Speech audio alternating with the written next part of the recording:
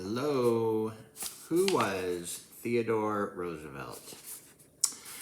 On October 14th, 1912, a Milwaukee, Wisconsin crowd eagerly waited to hear Theodore Roosevelt speak. Roosevelt had served as President of the United States several years before, and he was campaigning once again for his old job.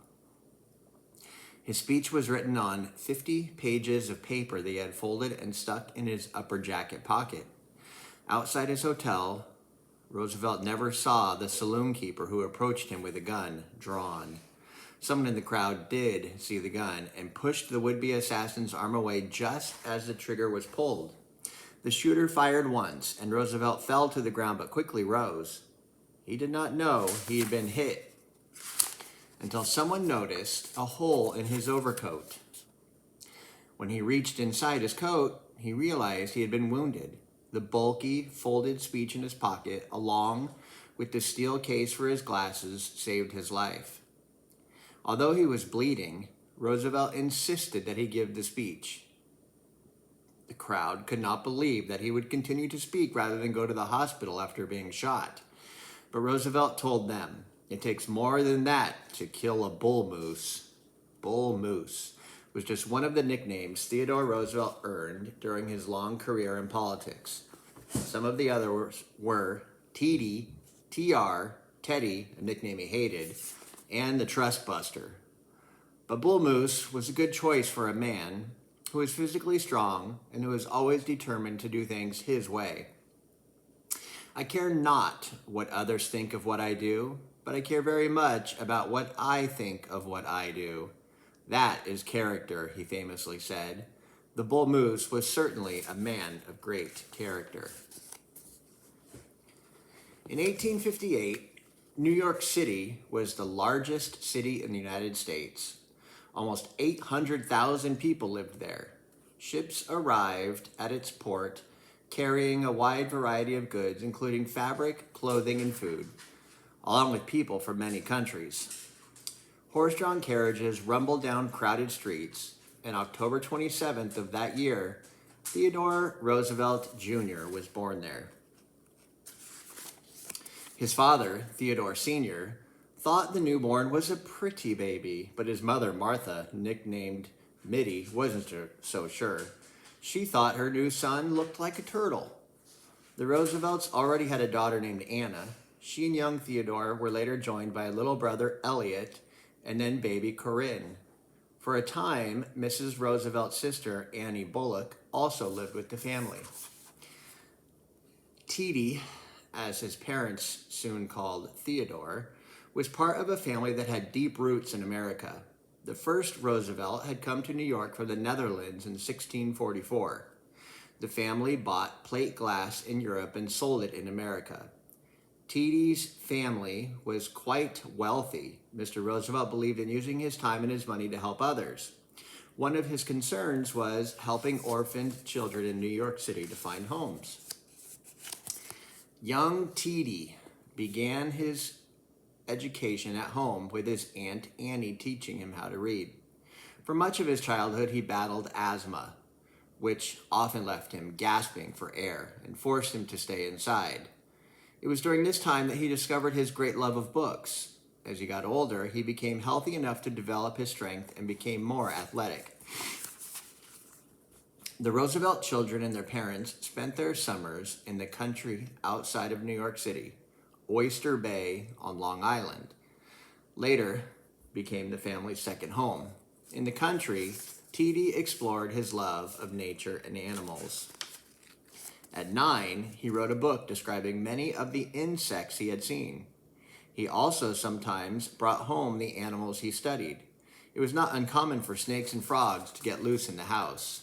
Studying nature and studying in general was becoming more difficult for Teddy because he had poor eyesight. He later wrote that he had no idea how beautiful the world was until he got glasses at the age of 13. Glasses, known as pince-nez, which clipped onto his nose, later became one of his trademarks. His parents loved to travel and took their children along whenever they could. By the time he was 14, Theodore had been to Europe twice and had also sailed down the Nile River in Egypt. Along that famous river, he discovered his love of hunting, which became one of his lifelong passions. During the family's travels, young Theodore also began learning German. Later, he would also learn Latin, Greek, and French. When Theodore turned 16, his family decided that he should go to Harvard. For a time, he thought about studying to become a natural scientist. But after Theodore entered Harvard in 1876, he found himself drawn to history and to public speaking. He would challenge professors in class and argue with fellow students. It was impossible not to notice another of Theodore's well-known features, his large teeth. Cartoonists would later poke fun at him by drawing those chompers even bigger than they were. And once, a newspaper called him Teethadore. At Harvard, Theodore gave his first public speech. He sometimes rushed his words, and he spoke with a high-pitched voice that reminded some people of an old woman. But decades later, thousands of people at a time would come out to hear him speak. Theodore did well at Harvard, and outside of class, he enjoyed boxing, riding horses, and rowing. Theodore suffered a great loss when his father died of cancer in 1878. Writing in his diary, Theodore poured out his sadness. He later told his sister Corinne how important his father had been to him.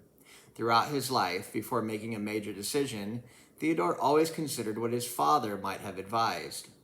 Theodore finished his studies at Harvard in 1880 and decided to study law at Columbia University in New York. That year, he also married his college sweetheart, Alice Lee. She was a beautiful and charming young woman. Theodore loved her deeply, and he bought her expensive gifts. He promised to spend his money more carefully once he married. But throughout his life, he was always generous to his family. Just before his wedding to Alice, Roosevelt took a hunting trip with his brother Elliot. They traveled west through Illinois, Iowa, and Minnesota. Theodore battled asthma, a snake bite, and bitter cold weather.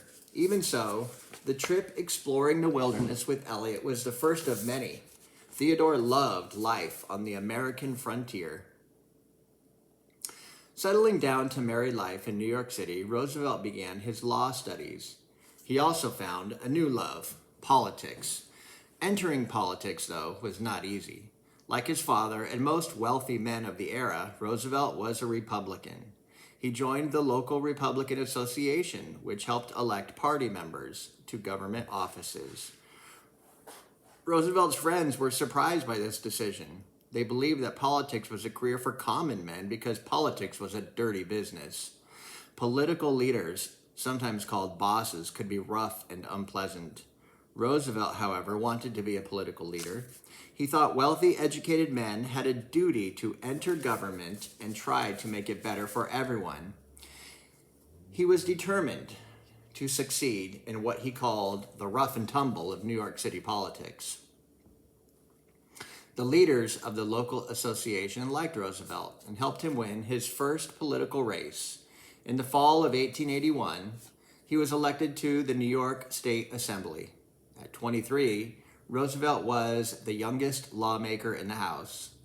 Alice supported his political career, and Theodore thought having such a charming and pretty wife would help him win political friends. When he arrived in Albany, the capital of New York State, Roosevelt felt like the new kid in school. He didn't know anyone else, and he wasn't sure what to do, but he quickly learned. Other lawmakers got used to hearing his high-pitched voice fill the state capitol building. He spoke with a distinct accent, turning the words speaker into speakar. Roosevelt later became famous for often saying he was delighted about something. And when he was particularly excited, he described the things he liked as being bully, meaning excellent. Roosevelt became known as a reformer, someone who wanted to change government and society to help as many people as possible. He supported a law that would improve working conditions for people who made cigars.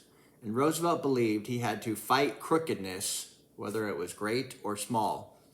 While serving in the state assembly, Roosevelt lived only part-time in Albany. On the weekends, he headed back to New York City to be with Alice in the new home they had just purchased.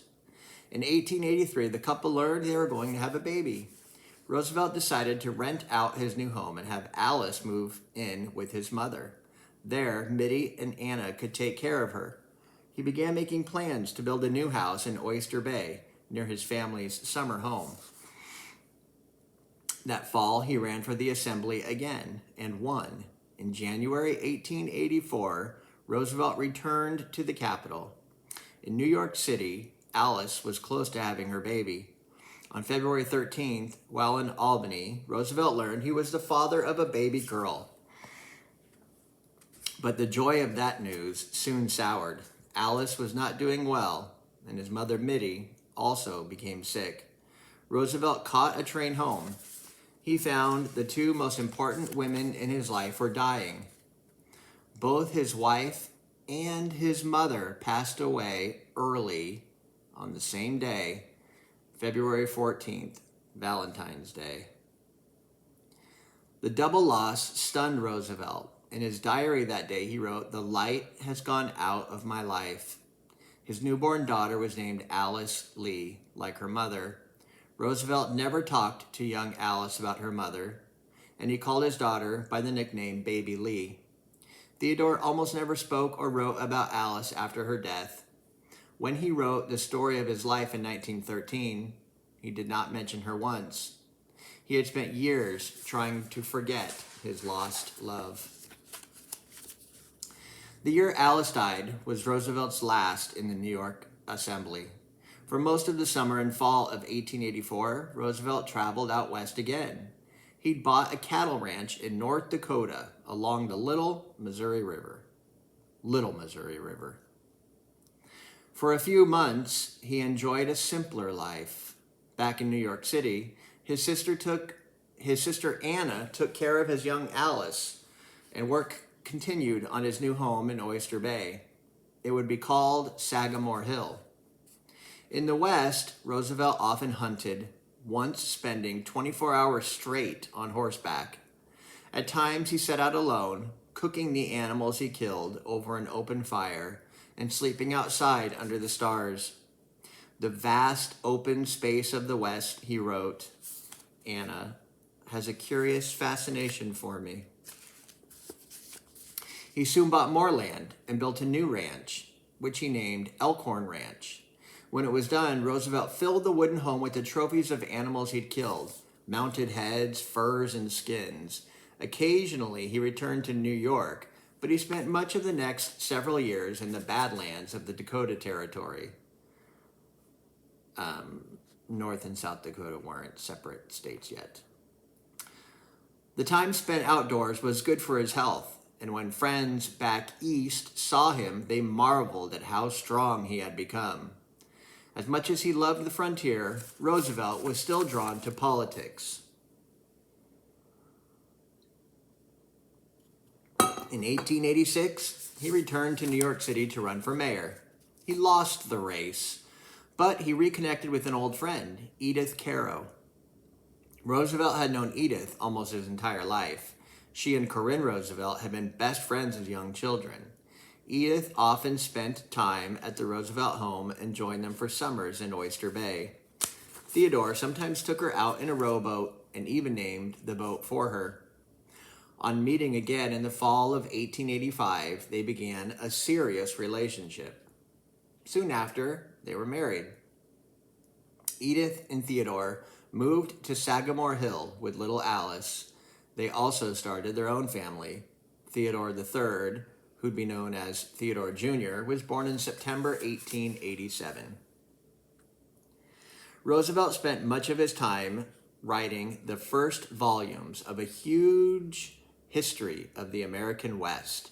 Still active in politics, he supported Republican Benjamin Harrison for president in 1888. Harrison won, and he rewarded Roosevelt by offering him a government job. Early the next spring, Early the next year, Roosevelt went to Washington as a member of the U.S. Civil Service Commission. At first, he went alone. Edith was pregnant with their second child, who would be born in the fall. The Roosevelts named him Kermit. Edith, Alice Lee, and baby Kermit joined Roosevelt in Washington at the end of the year.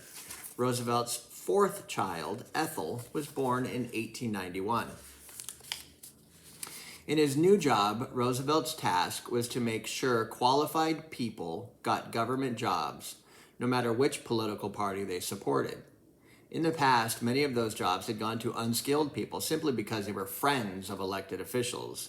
As usual, Roosevelt tackled his new job with tremendous energy. He wanted to make politicians in both parties follow the rules for offering jobs. That eagerness upset some Republicans who liked being able to reward their friends with government positions. Overall, Roosevelt loved his job, his family, and his life. He was often heard whistling happily as he walked about. One friend said that for him, life was the unpacking of an endless Christmas stocking. Roosevelt was always thinking of his family's future. In 1894, he and Edith had another child, Archibald. He wanted to make sure his children received good educations and enjoyed the easy, comfortable life he had known as a child. He was also thinking about his own future. When he walked past the president's home, then called the Executive Mansion, he imagined himself living there someday. But before seeking such an important office, Roosevelt turned his attention back to New York City. Early in 1895, he took a job as one of the city's police commissioners. His goal was to end corruption in the police force. For Roosevelt, that sometimes meant disguising himself and prowling the streets in the early hours of the morning. One hot summer night, Roosevelt put on a long coat and pulled a hat down over his face. He searched the streets to see if the policemen were doing their jobs. He found one asleep when he should have been on patrol. Another was flirting with a young woman. Roosevelt approached the man and asked, "Is this the way you attend to your duty?" The officer threatened to fan him with his nightstick. Roosevelt then informed the officer who he was and told him to report to his office the next morning. Roosevelt caught a total of 6 officers breaking the rules that night. The next morning, he yelled at them about the importance of doing their duty. He did not punish them, but Roosevelt promised to fine them if he caught them misbehaving again. His efforts to improve the New York police force won him praise from the city's newspapers. He was also winning support from some important Republicans. In 1896, he strongly backed the party's candidate for president, William McKinley. He traveled across the Midwest giving speeches. If McKinley won the election, Roosevelt hoped to work for him in Washington, D.C. McKinley did win, and in 1897, he named Roosevelt the Assistant Secretary of the U.S. Navy. Theodore Roosevelt's political career was on the rise. In Washington, Roosevelt was eager to make the United States Navy one of the strongest in the world. The country was increasingly exporting goods such as wheat, machinery, and oil to distant lands like Japan and China. Americans competed with Europeans to buy and sell some of the same items to foreign countries. The European nations owned colonies around the world, and Roosevelt thought the United States should own colonies too. But having overseas trade and colonies required a navy to defend American businesses. And, if necessary, the country had to be ready to go to war. Roosevelt wanted to build a navy, able to win battles anywhere in the world. One place that concerned Roosevelt was Cuba. In 1897, it was a colony of Spain.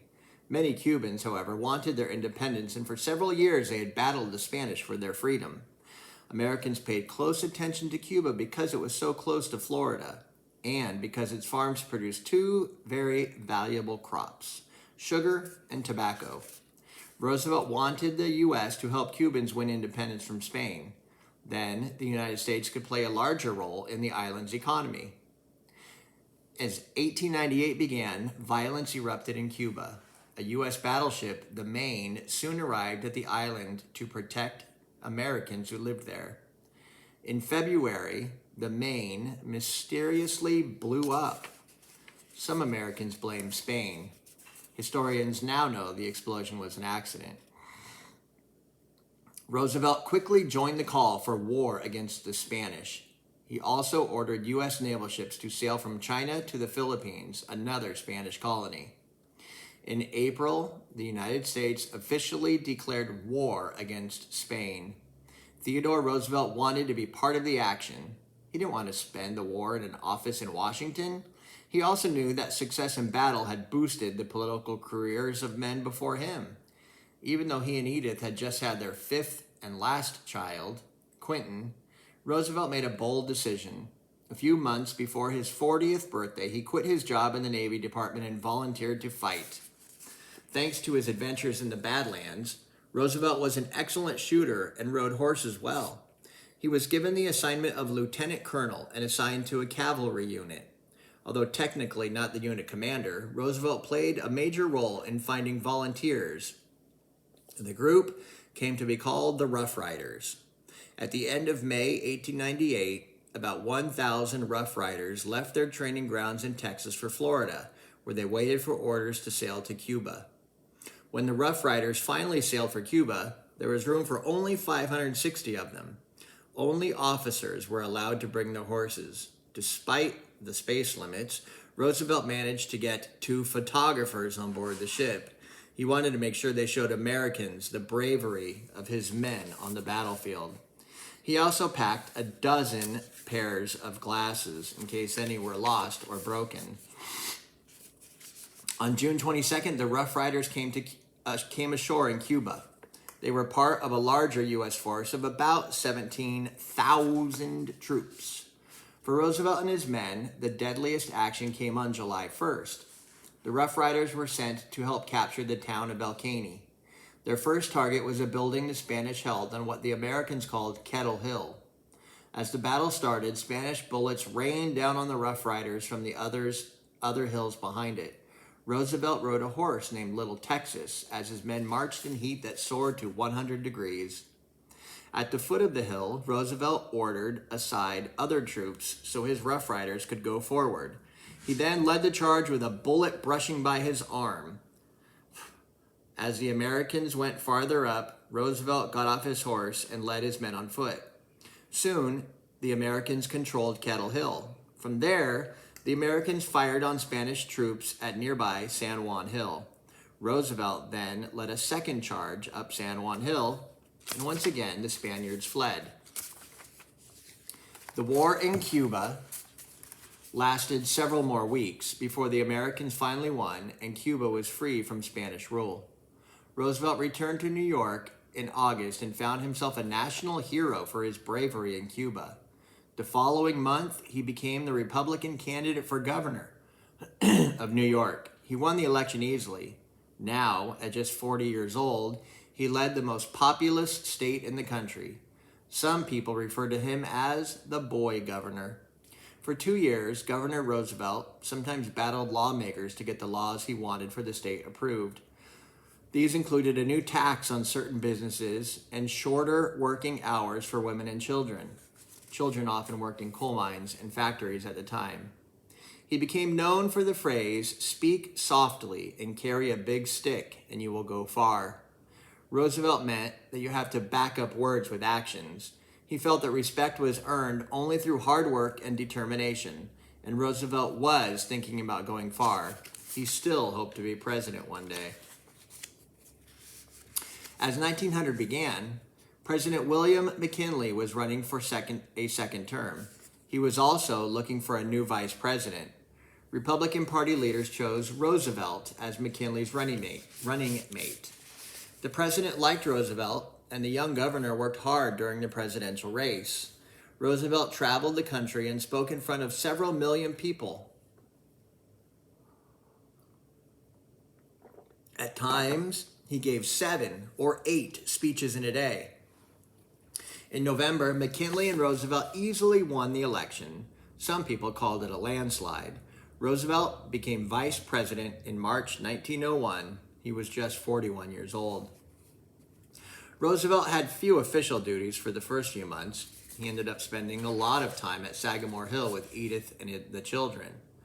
By now, Alice was a young woman of 17. Ted Jr. was almost 14, Kermit 11, Ethel 9, and Archie had just turned 7, and Quentin was a toddler of 3.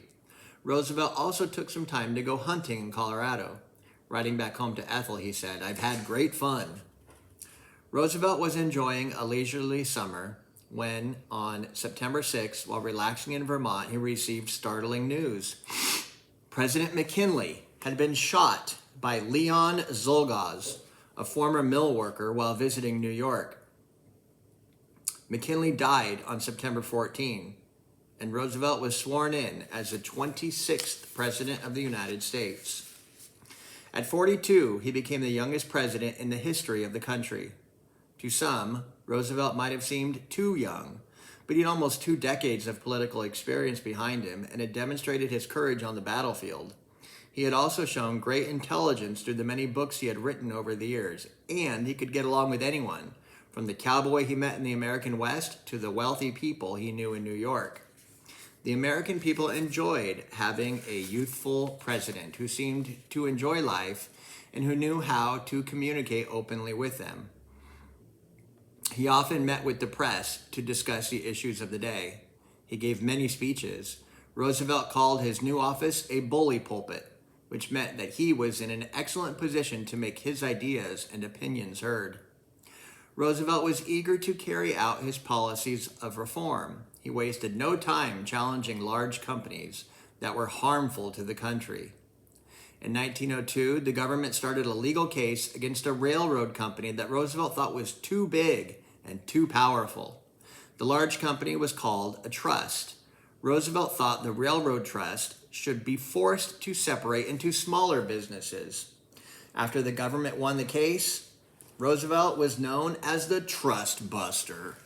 Later that year, the country faced a huge coal strike. Coal miners in parts of Pennsylvania refused to work unless they got better pay and working conditions.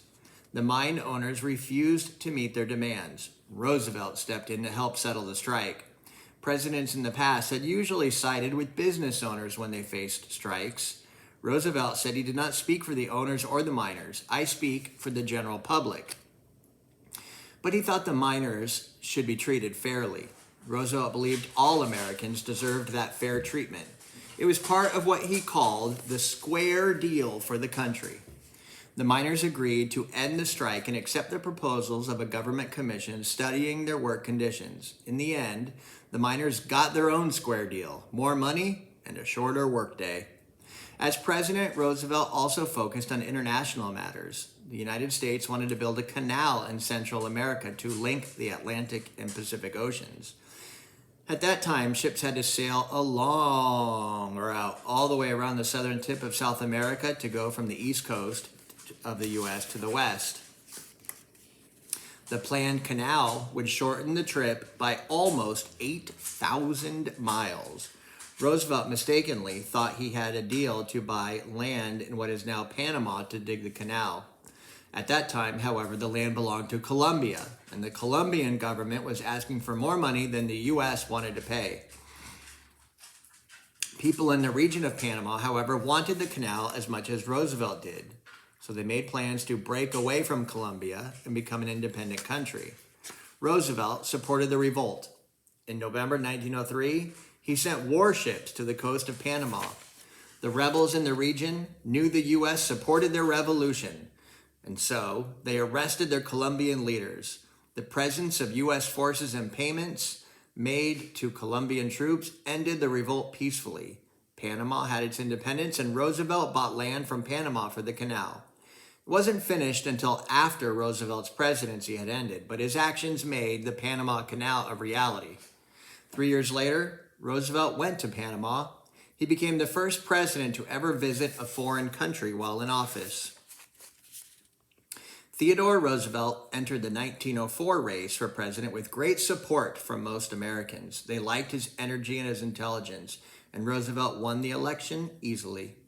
In June 1905, he invited diplomats from Japan and Russia to meet with him to discuss a possible peace deal between the two countries, which were then at war with each other. The diplomats met in Portsmouth, New Hampshire. There, Roosevelt and other U.S. officials convinced Russia and Japan to sign a peace treaty. Roosevelt called the treaty a mighty good thing for everyone. The next year, he was rewarded for his work as a peacemaker. He became the first American to win the Nobel Peace Prize. The international award honors a person or group that works hard to promote peace in the world.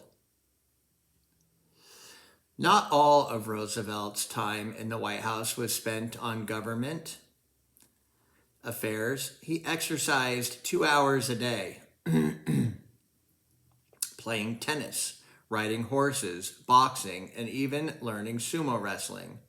An opponent's punch in one boxing match caused Roosevelt to lose sight in his left eye, something few people knew at the time.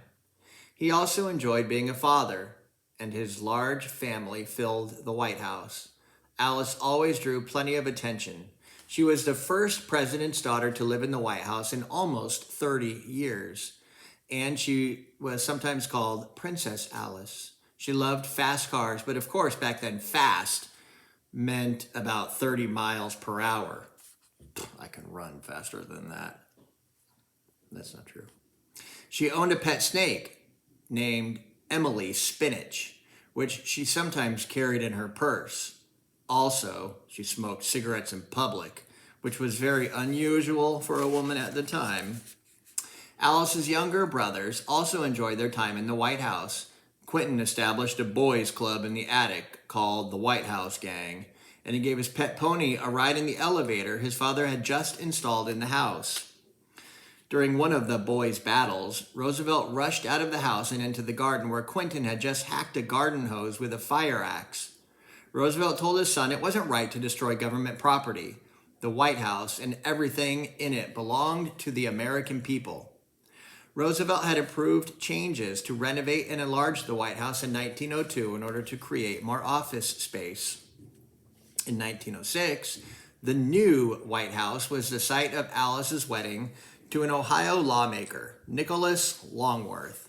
Details of the wedding filled U.S. newspapers. But before the big day, expensive gifts arrived from world leaders.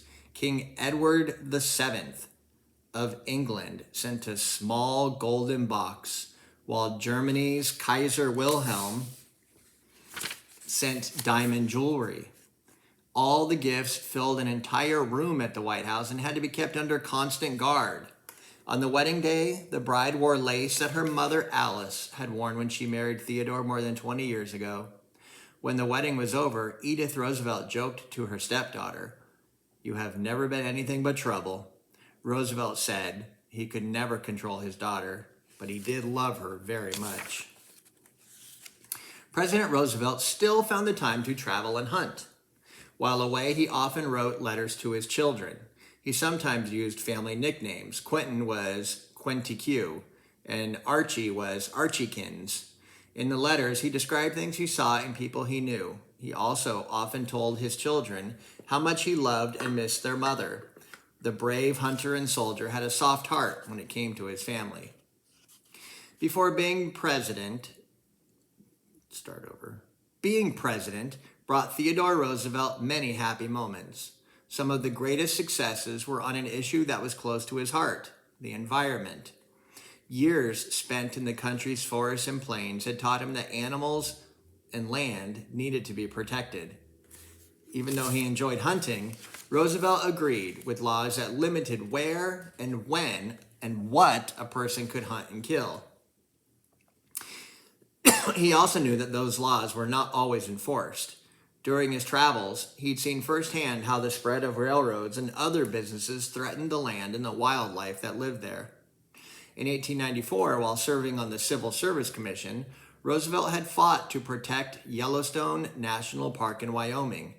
Even though it was already a national park, laws allowed for partial destruction of the Yellowstone land by railroads and mining.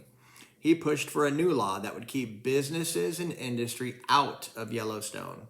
Roosevelt also saw the danger of pollution to streams and lakes and the wildlife that lived near them. As governor of New York, he had called for laws to limit pollution in the state. As president, Roosevelt made protecting the environment of the entire country one of his biggest priorities. He believed in conservation, saving the country's natural resources, land, air, water, and wildlife. President Roosevelt helped create 5 new national parks and preserve 150 national forests. By setting aside this land and allowing the federal government to control it, he ensured that no further development or destruction could take place. He also created national monuments, such as Arizona's Petrified Forest. He did more than any president before him to protect the environment.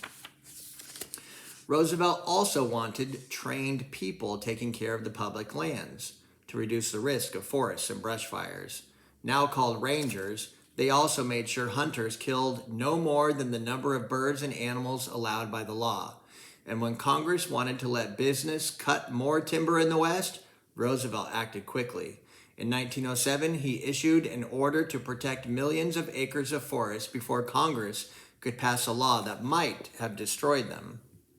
One of his conservation efforts came at the urging of Frank Chapman, who worked at the American Museum of Natural History. Chapman was the museum's ornithologist, an expert on birds. He knew that Roosevelt had loved and studied birds, since as a teen, Teedy had donated some of his own birds to the museum. Roosevelt's father, Theodore Sr., had helped create the American Museum of Natural History in New York in 1869. Chapman now hoped that President Roosevelt would support his idea to create a protected area for birds called a sanctuary off the coast of Florida. Roosevelt learned there was no law that stopped him from simply creating the sanctuary on his own.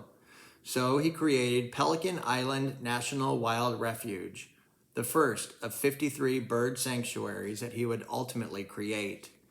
In 2012, the American Museum of Natural History honored Theodore Roosevelt's contributions to the conservation effort.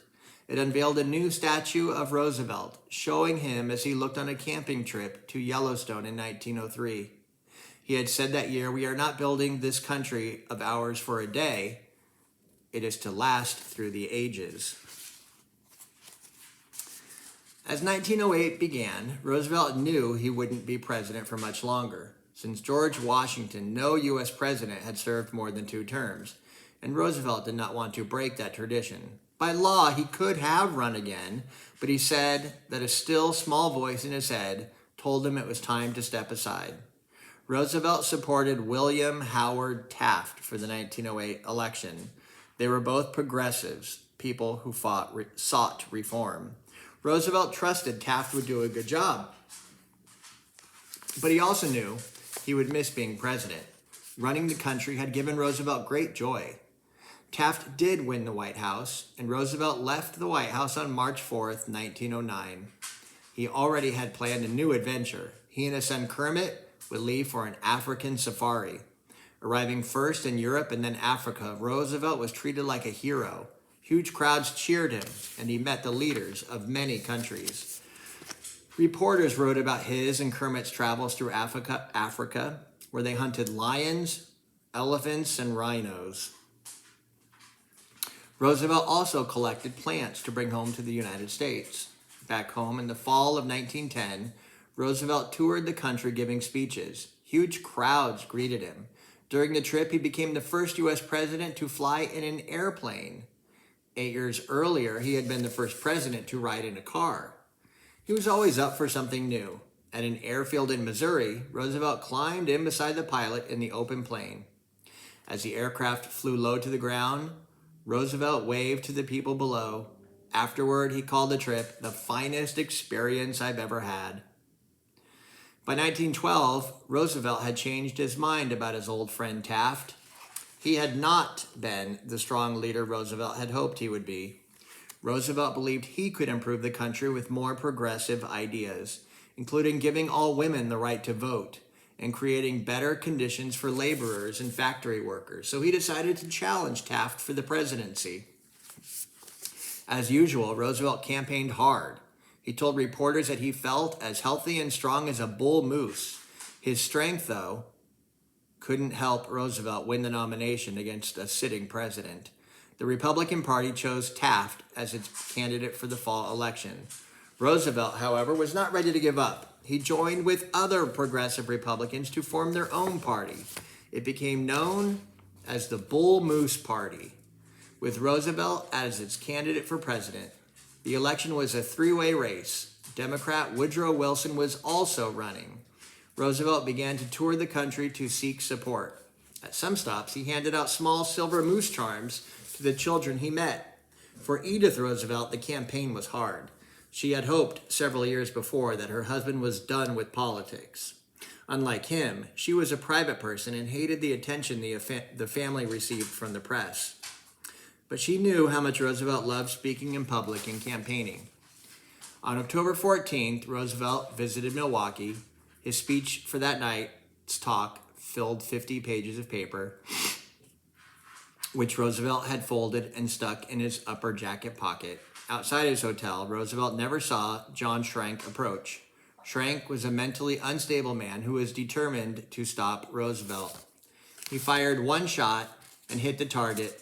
Roosevelt fell to the ground wounded, but he quickly rose. The bulky, folded speech in his pocket, along with the case for his glasses, saved his life.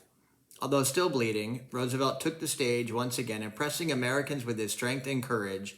The audience gasped on learning of the shooting, but Roosevelt assured the crowd that a simple wound couldn't stop a bull moose. Back in New York City, Edith wept when she heard about the shooting and quickly made plans to go to her husband. Roosevelt rested for several weeks and then began campaigning again. The gunshot wound had won him sympathy, but not enough votes to win the election. Woodrow Wilson was elected president. Roosevelt was disappointed with the loss. He told his son Kermit he wanted to take as little part as possible in political affairs, but the bull moose still had some fight left in him.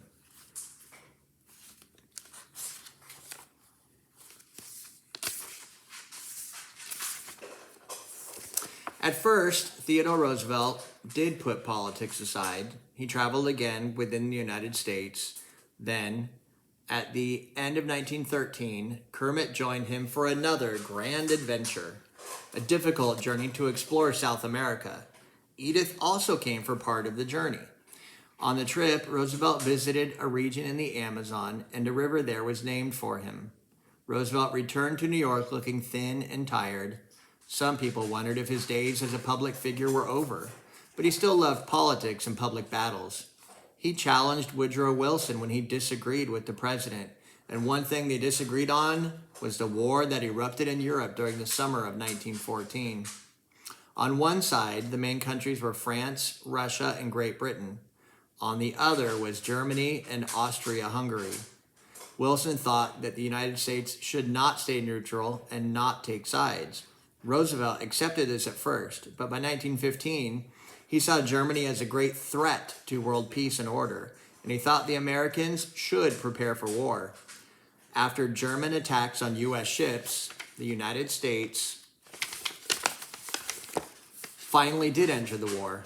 In April 1917, just as he had in 1898, Roosevelt volunteered to lead men into battle, but now he was almost 60, and he suffered from Cuban fever, a disease that first struck him in his Rough Rider days. He also had high blood pressure. The government denied Roosevelt's request to return to war. Roosevelt was proud to see his sons Ted, Archie, Kermit, and Quentin join the American forces that went to fight. Quentin became a pilot. On one mission, an enemy plane fired at him, killing him just moments before his plane crashed in a field. The news of Quentin's death in July 1918 stunned his parents. It came after Archie had already suffered several injuries in battle. Edith's heart, Roosevelt wrote, will ache for Quentin until she dies. Roosevelt said he felt very bitter that his smart, talented son had died so young. At Sagamore Hill, the former president was seen with his face against Quentin's horse. Roosevelt cried as he called out, "Poor Quinty Q." Despite the great loss, Roosevelt stayed busy. He wrote magazine articles about the war and politics, as he had done for several years. Some people even suggested that he should run as a Republican for president in 1920, but his old energy was gone. His health and the loss of Quentin had taken away much of his strength. In the fall of 1918, Roosevelt took one last trip out west, visiting several states in support of Republican politicians. When he got back to New York, he complained of pain in his left leg and feet. His doctor gave him medicine to fight the pain and told him to rest. Around midnight, on the night of January 5th, 1919, he lay down on the couch, calling to his valet, "Please put out that light, James." These were the last words the always talkative Theodore Roosevelt ever spoke. Several hours later, he was gone. Many Americans were shocked to hear that a man that had always was seen as strong had died. The Roosevelts held a small ceremony at Sagamore Hill. Praise for him poured in from newspapers around the country. Almost everyone agreed that Roosevelt was a great man who knew how to have fun and enjoy life. Americans liked having a leader with those qualities. They also knew how much he loved the country and wanted to make it better. His family carried on that tradition as several of his children became active in politics or the military, and his niece, Eleanor, the wife of Franklin Roosevelt, became one of the most famous first ladies in U.S. history. The Roosevelts were truly a great American family. Today, in South Dakota, a huge likeness of Roosevelt's face, some 60 feet tall, looks out over the Badlands. On his nose sit his familiar spectacles. He is next to three other great presidents, George Washington, Thomas Jefferson, and Abraham Lincoln. In the granite carving on Mount Rushmore, Roosevelt's face was finished in 1939, the last of the four. To many Americans today, Theodore Roosevelt may seem like a distant figure, but he worked hard to serve his country, and he helped shape the role of the modern president. And he had done a grand time doing it. As he might have said, it was a bully thing to do. The end.